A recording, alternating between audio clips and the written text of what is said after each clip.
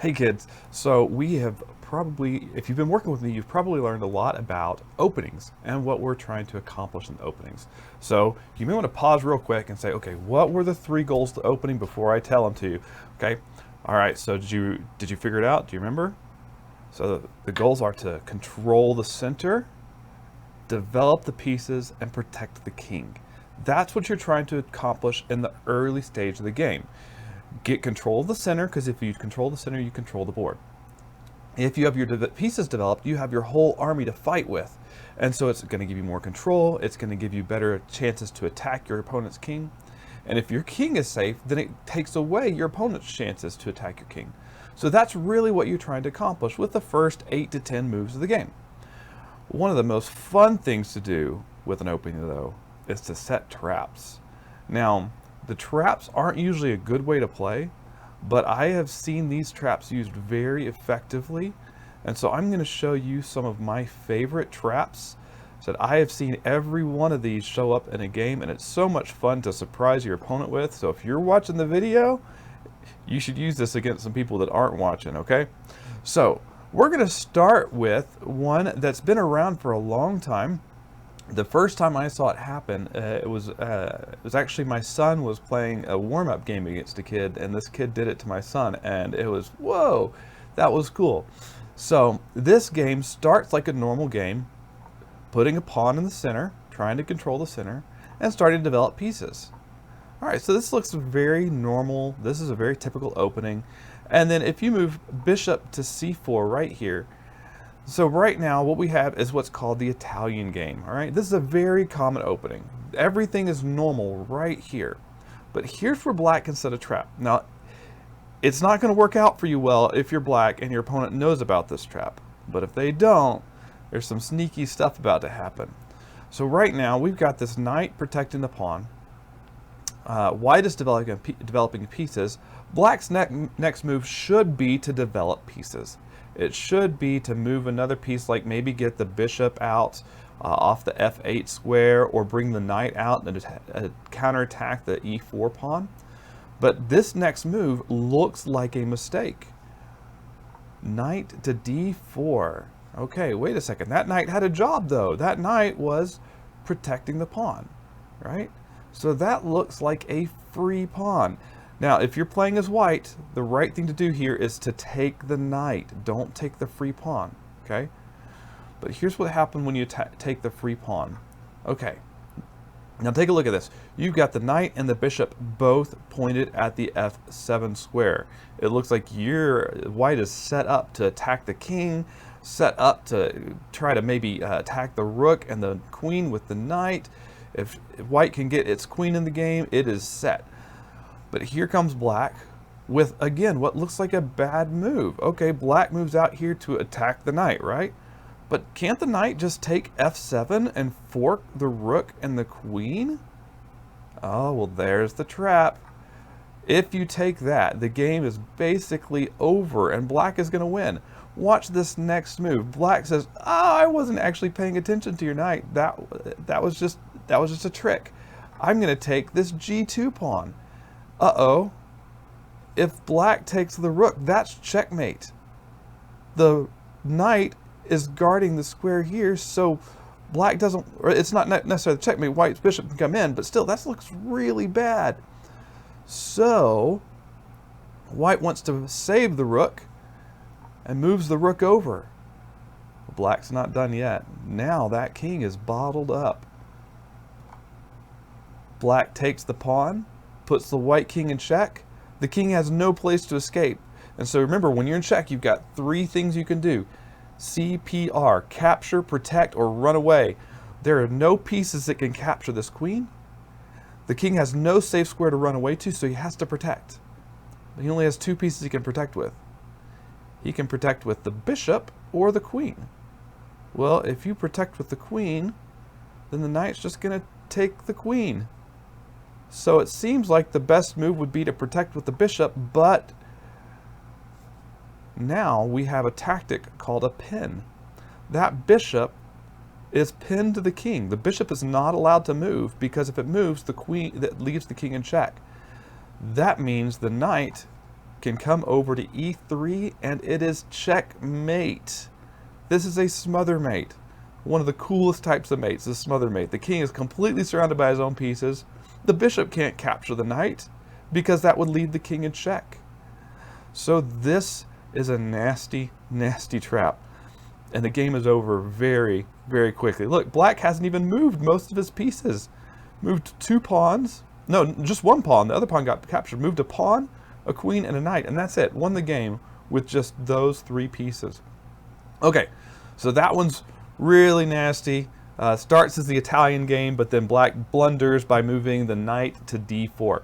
So let's take a look at another one. This one is a shorter one here. It's really interesting. It starts with something called the Petrov Defense. Okay, so this starts same first moves we saw in the last one: e4, e5, and then knight f3, attacking the pawn and developing a piece. Well, black in the Petrov Defense ignores the threat and plays knight to f6. Now you say, well, okay, well then white can just take the pawn. This is actually this Petrov Defense is one of the favorite ways to play with the black pieces for the #2 player in the world, Fabiano Caruana, an American player from New York. But he doesn't do what black's about to do here, because black's about to make a mistake. So white says, okay, I will take the pawn. Okay, it may seem like, okay, well then white's pawn is free too. Let's just play mirror chess. We're just going to play copycat. So it takes the pawn. But here's the problem. We have white now attacking the knight. All right. Well, if you could keep on playing mirror chess, then black's going to bring the queen out and white takes the knight, and now black can't take the white knight because then just loses the queen. So black loses a piece.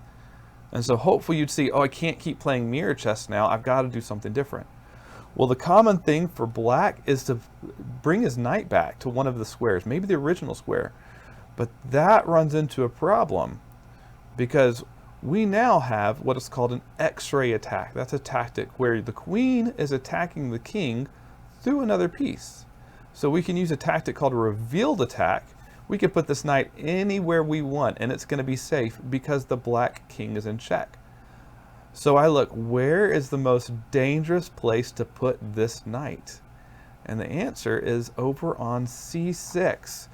Now the pawns can't take the knight because the king is in check. And if the king's in check, CPR, you got to do something. You got to do something about the king. So you can't capture the queen. The king can't run away, so you have to protect again, and you only have 2 pieces. The same 2 pieces in the last trap, the bishop or the queen. But no matter which piece you protect with, the knight is sitting there to capture the queen. If you protect with the bishop, the knight captures the queen on d8.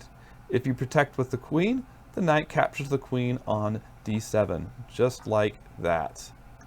And boom, barely started the game, and your opponent is missing the queen.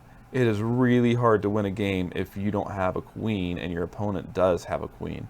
So another really, really nasty trap. Okay, one more. This is one that I have taught to several kids, and I've had several kids use this trap against much higher rated players and get good results because it's amazing how many people don't know this one. Okay, this one starts out different. Instead of using an e-pawns, we're going to play with a d-pawn this time. This is something called the Queen's Gambit, where you take a pawn, your c-pawn, and you put it on c4, saying you can take my pawn for free. But that's going to give me a lot more central control. And when I move this e-pawn up, you're going to have a hard time protecting the pawn on c4 once my bishop's attacking it. So sure, it's free for now, but it's going to give me a better position, and probably you're not going to keep that pawn anyways. So because black, most people understand that that's not a very good trade for black, it's not a very good option, they defend it. This is something called the orthodox defense, where you defend it with the e-pawn. It's pretty common to see some more pieces come out trying to put more attackers on this pawn. So white will sometimes in this position develop the bishop in such a way to pin the knight. Remember, a pin is where a piece can't move, because if it does, a stronger piece behind it will be taken. So if this knight moves, the bishop will take the queen. Okay, so let's take a look at this position then. So let's count the number of attackers and defenders on this pawn. Counting is a really important part of chess to know whether your pieces are safe. Right now, if white takes this pawn, it's got 1, 2 attackers. Black has 1 pawn as a defender and the queen as a defender. As long as you have as many defenders as attackers, your piece is safe. Okay? The knight could defend, but it would give up the queen, so we can't really count the knight as a defender. Well, this next move, black sets the trap. And it's so much fun to see kids use this trap against higher rated players, and the higher rated player doesn't know it. Okay? The next move is, okay, remember we had 2 defenders, the queen and the pawn. The next move takes away one of those defenders by blocking it. Look, this knight is blocking the queen's path to the pawn. Okay, well now that looks like a free pawn. You could take a pawn, capture the pawn once, recapture, and then isn't that free? Because you can't move the knight, because then I'll just take the queen. But that's the trap. The knight comes in and takes it, and the bishop takes the queen. You're like, I thought you said this was a trap. This is supposed to be good for black. It is. The next move, now remember, you've taken a knight and they've taken a queen, right? That's not a very good trade, right? Knights are 3 points, queens are 9, right? All right, get all my fingers on the screen. 9. There we go, 9. So the next move, though, black puts the king in check. Remember, if you're in check, CPR. Capture, protect, run away. There are no pieces to capture the bishop. There's no square for the king to run away to, so you have to protect. And what is the only piece available to protect with? The queen. Now the queen is pinned to the king. You can take the queen right away. You could start by taking the bishop. Now you've taken 2 pieces for a queen, right? So it's possible white's next best move is just to go ahead and take your bishop, but now you've taken 2 pieces and a queen, and they've only taken 1 piece and a queen. Not only that, take a look at this. This knight is ready to hop into c2 and fork the king and the rook. A fork is where you attack 2 pieces at once, and you can only defend 1. So this is actually a really good position for black. If we count the remaining material, black has 6 pawns.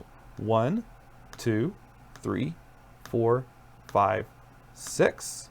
Whereas white has 7. 1, 2, 3, 4, 5, 6, 7. But then we have, each has a knight, each has a bishop, and each have 2 rooks. So the only difference is black has a knight, white has an extra pawn. That's good for black, all right? Now you still, just because you have this advantage doesn't mean you're going to win. That is still a tough position to win, but if you play well, you can get even more advantages from that. Once you get your king safe, which means, you know, moving this knight out of the way, develop your bishop, get the rooks out to the center. Now that you've moved your king, you've lost your right to castle, so you're going to have to manually castle. What that means is, say if white has to do something about this weak square here, so might have to move the king up, then black could do something like king here. We'll see some extra moves.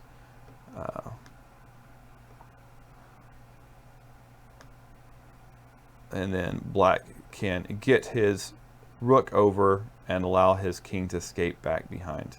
All right, and that's what a manual castle is. So it kind of looks like a castle, but you have to move the pieces one at a time rather than all at once. Okay, so the point of all that is openings, control the center, develop your pieces, protect your king. But it's a lot of fun to try to set some of those traps, making those moves that say, wait a second, they make your opponent scratch their head and say, didn't you just make a mistake here? I think you made a mistake. And then they try to take advantage of your mistake, and it wasn't a mistake. It was a trap, okay? So enjoy playing those. Rewatch the video if you want to practice with it a little bit. So hopefully you'll enjoy seeing those traps in action. I hope you get some wins out of it. All right, see you next time.